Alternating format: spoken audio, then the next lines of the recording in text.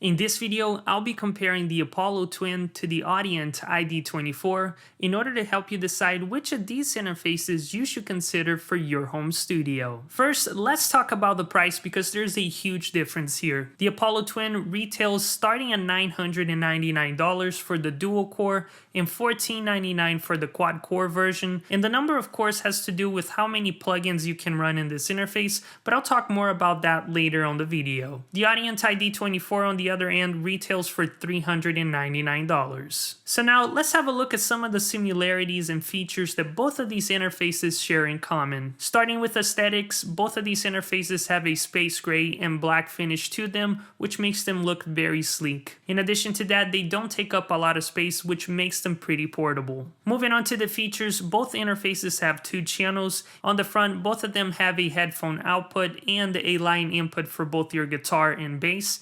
They also come equipped with 48 volts to power on condenser microphones, a pad switch which will allow you to record really loud sources, and a built-in high-pass filter to roll off the low end of your recordings. Both interfaces also have a dim and mute options, and on the back you can connect up to 2 pairs of studio monitors. They also come equipped with an optical in, which will allow you to expand the number of channels of these interfaces. So now you're probably thinking to yourself, okay, both interfaces have 2 channels, they also share a lot of similar features, so why is the Apollo way more expensive than the Audient? In order to answer that question, we have to talk about Universal Audio, which is the company that makes the Apollo Twin. If you're unfamiliar with them, they are known to make the best emulations of analog and vintage gear in the world. They created these plugins that sound near identical to vintage preamps, compressors, amplifiers, delays, and many other effects. And just to give you an idea, if you were to buy some of the real hardware for some of the plugins that come included within Apollo, like the 610B preamp and 1176 and LA2A compressor, a Pultec EQ, and even a Marshall Plexi, that would cost you at least tens, if not hundreds of thousands of dollars. But now you have access to these sounds for a fraction of the price, and so even though it is a large investment, you do get a lot of value for the money. However, something very important that you should know is that when the Apollo was originally released, all of the Universal Audio plugins that I just mentioned were locked to Apollo interfaces, which means if you didn't have an Apollo, you cannot use any of these plugins. However, as of earlier this year, Universal Audio has announced that now these plugins are available natively, which means you can use them with pretty much any DAW, and it doesn't matter what audio interface you use. In addition to that, they created their Spark subscription service, which you can get started with for a 14-day free trial, and then after that, it's $20 a month, and you'll have access to many of their plugins. But what really makes the Apollo different than other interfaces is the fact that the Apollo is DSP powered. This means it can run all of the plugins that I just mentioned within itself in real time with no latency and without putting any strain whatsoever in your computer. This makes the recording process very convenient, and I do find that I get way better performances when I can actually hear the plugins in real time. Moving on, let's talk about the softwares that both of these interfaces come with. For the Apollo, you can download the console app from Universal Audio's official website, and this is what it looks like. On the left side, you have your channel strip where you're going to insert all of your plugins. And a cool feature about the console app is that on the far right, it gives you 2 recording options: UAD record and UAD monitoring. UAD record means that you're going to be able to hear all of these plugins in real time, and they're going to be printed in your DAW. This is very convenient if you know that the sound you're listening to is the final product, and so this is going to cut a lot of the mixing and post-production. But the mode that I actually prefer to record in is UAD monitoring, which means I can still hear the plugins in real time with no latency. However, they don't get printed into my DAW. The reason why I prefer this way is because if I need to make changes after the fact, this mode will give me the flexibility to do so in post-production. Moving on, for the ID24, you can download the ID mixer from Audient's official website, and this is what it looks like. On the left side, you have your mic input and your computer's internal audio. And a great feature about this software is that it gives you the flexibility to do custom mixes for different people.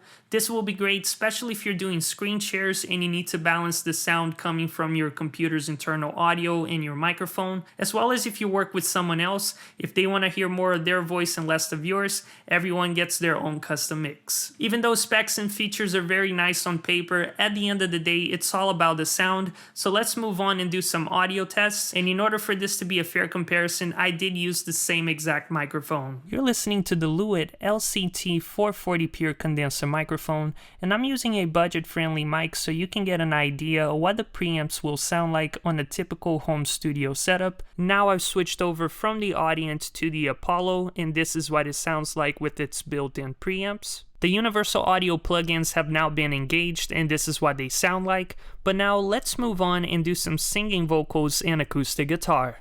I've been thinking to myself, I don't need nobody else, no. I don't need nobody else, no. You're the one I wanted, you're just what I needed, baby, there is no doubt. You're just what I wanted, you're just what I needed, can we figure all this out? You're just what I wanted, you're just what I needed, can we figure all this out?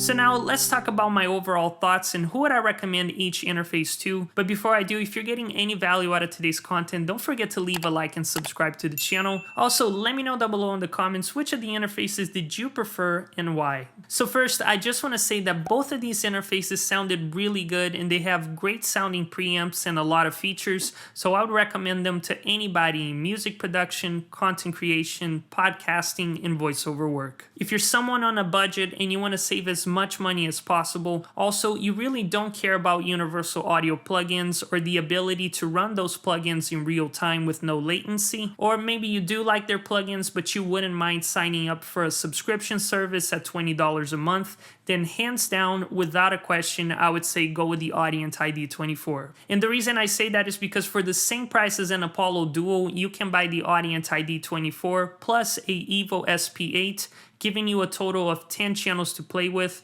This is a lot of bang for your buck, and especially great for those of you who intend to record entire bands or if you want to mic an entire drum kit. However, if you're someone like me and you don't really like subscription services, you would much rather do a one-time payment and own those plugins for life. In addition to that, you find a lot of value in the DSP power and the ability to run these plugins in real time with no latency, then in my humble opinion, I do think that the Apollo is still a great investment. If you want to buy one of these interfaces, the links are down in the description below. And if you want to check out my $10,000 vocal chain using the Apollo Twin, then make sure to click on this video.